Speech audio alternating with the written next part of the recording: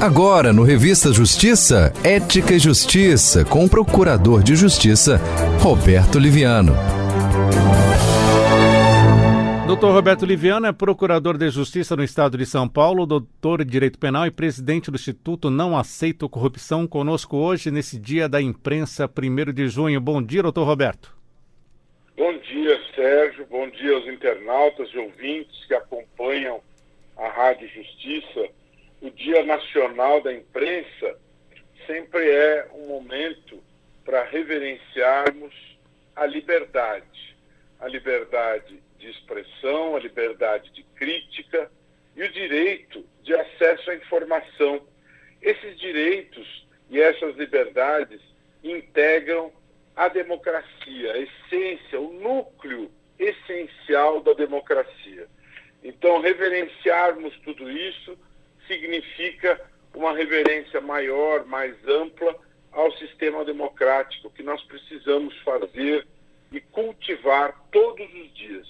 Um país livre é um país democrático. Então, viva a liberdade, viva a democracia, viva o Dia Nacional da Imprensa, hoje, dia 1º de junho de 2021. Doutor Roberto Liviano, vamos começar com um dos destaques aqui do portal do Supremo Tribunal Federal, que o PT pede a suspensão de preparativos para sediar a Copa América no Brasil. O governo federal deve sinalizar hoje ou não se a Copa América será realizada aqui no nosso país. Bom, quanto a esse assunto, o que eu devo dizer é o seguinte: eu particularmente gosto muito de futebol. Tenho certeza absoluta que a grande maioria dos brasileiros gosta muito de futebol.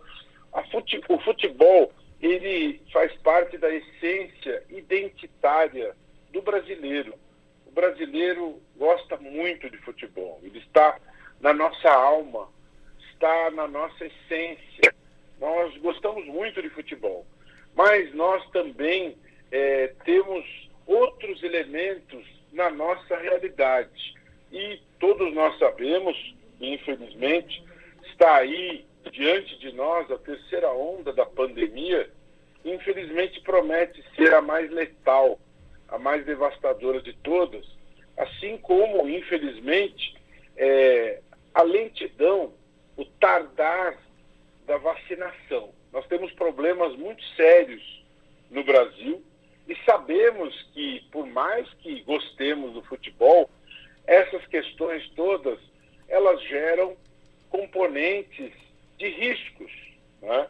E também me preocupa muito, Sérgio, e ouvintes, internautas que acompanham a Rádio Justiça, infelizmente, o futebol ele pode adicionar um componente anestésico a tudo que está se passando. E tudo que o Brasil não precisa é de anestesias nesse momento. Nós precisamos de serenidade, nós precisamos de lucidez, nós precisamos enfrentar as coisas todas com muita racionalidade e com muito equilíbrio, porque nós caminhamos aí para 500 mil óbitos e temos problemas muito sérios. Com todo o respeito que é devido às autoridades, mas penso que o Brasil, que infelizmente é o epicentro mundial da pandemia, não deveria sediar a Copa América. Nós deveríamos procurar, a Conmebol deveria procurar um país em que essa questão da pandemia estivesse numa situação mais equilibrada. Ou, como ocorreu em relação às Olimpíadas do Japão, que houvesse um adiamento, que a Copa América fosse adiada para ser disputada no ano que vem, quando a pandemia estivesse numa situação mais controlada. Não me parece nada conveniente para o Brasil que cedie a Copa América, ainda que não haja público dentro do estádio, mas nós sabemos que o público se aglomera do lado de fora do estádio. Veja-se, as recentes partidas decisivas de campeonatos, em que era proibido o público dentro do estádio, mas as torcidas se aglomeravam do lado de fora, amplificando o fator de risco. Portanto, me preocupa muito esta notícia. O futebol jamais ele pode ser usado como instrumento político, muito menos anestésico, socialmente, é necessário extrema responsabilidade social e política em relação a esse tipo de situação.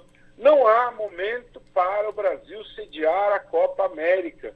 Nós estamos no meio de uma CPI que verifica a questão da tomada de decisão na pandemia. O momento é de seriedade, de verificarmos como vamos providenciar as vacinas para que as pessoas sejam protegidas. Isso é que deve ser prioridade, e não sediarmos um campeonato continental de futebol. Vamos deixar para o país que estiver em condições melhores, ou melhor ainda, vamos adiar a disputa da Copa América para 2022, com o continente em condições melhores para essa situação.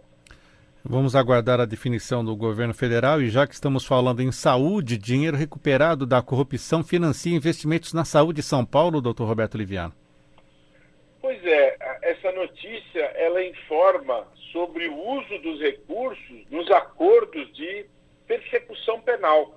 Esses acordos eles foram trazidos ao nosso ordenamento jurídico pelo pacote anticrime, e eu sou um entusiasta do direito penal negocial.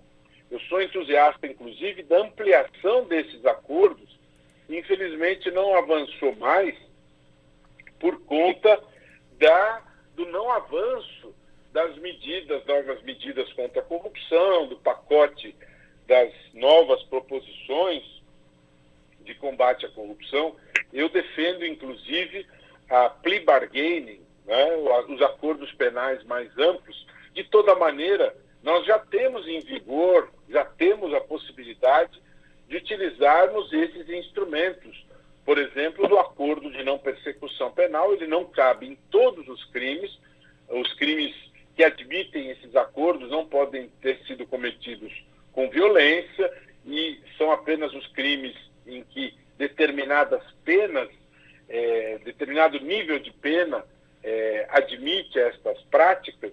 No entanto, eu sou totalmente favorável a essas figuras desses acordos. Existe uma discussão na Justiça ainda, Sérgio, sobre o manejo dos recursos desses acordos. Eu penso que nós devemos aí fortalecer o braço administrador do Ministério Público, por exemplo, entabulando parcerias, termos de cooperação com organizações. Por exemplo, a Promotoria de São Paulo Criminal de Santana tem uma parceria muito sólida com o Hospital do Mandaqui, em que prestadores de serviços cumprem as suas penas, prestação de serviços à comunidade lá no Hospital do Mandaqui. Isso é extraordinário do ponto de vista social.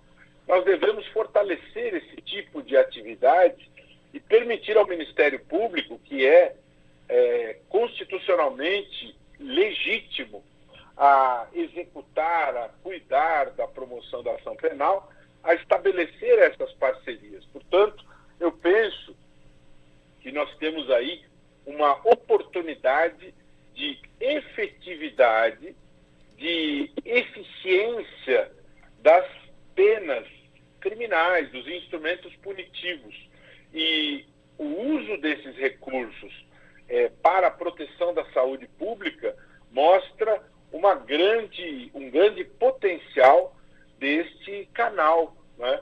Então, mais do que nunca, nós precisamos fortalecer a saúde pública porque, como disse no comentário anterior, nós estamos padecendo demais, muitas vidas foram perdidas por conta do Covid-19, e o acordo de não persecução é mais uma ferramenta que pode ser uma aliada fundamental para a proteção do bem jurídico saúde pública. Portanto, vejo como uma notícia importante o uso intenso dos acordos de não persecução penal para a proteção da saúde. E defendo, inclusive, a ampliação do espectro dos acordos, mas para isso é necessário que haja um amplo debate da mudança da legislação, para que nós possamos celebrar acordos maiores, em casos de penas maiores,